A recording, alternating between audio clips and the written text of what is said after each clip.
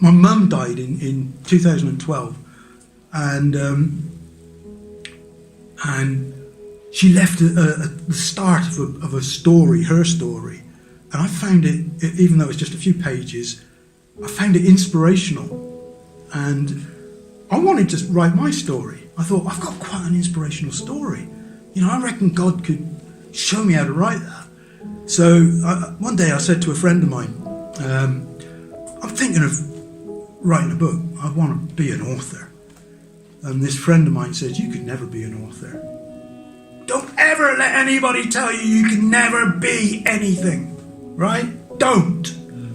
You can never be an author, he said. And I believed him. He qualified it. This is what happens when conspiracy theorists do this. They tell a lie and they back it up with a little bit of fact. And he said, you can't ever be an author because an author writes 3,600 words an hour.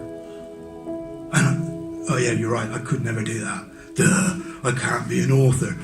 Well, he's wrong, isn't he? Because I've got 10 books. But so I believed him.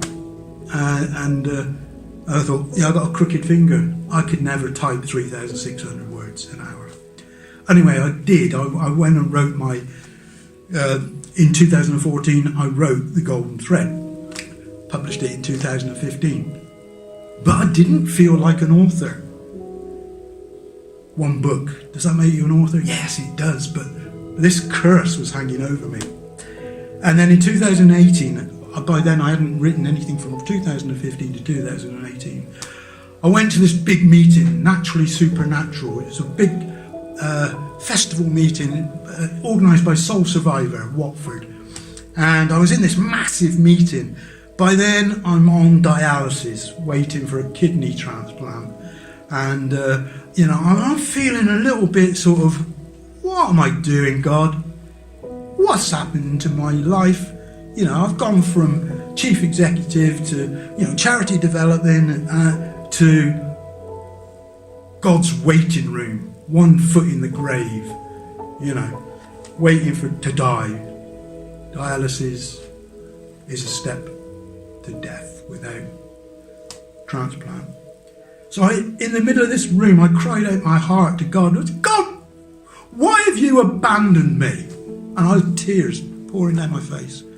And then this like download again, like receiving these rhyming words. I felt God saying, you've still got tools and skills that I've given you, and I want you to use them. Later in the week, somebody prayed for me, and he also said, I haven't finished with you yet. That was key. I haven't finished with you yet. Later in the week, somebody prayed for me, and she said, I think God's saying he hasn't finished with you yet. And I was like, wow, that's confirmation, isn't it? Yeah.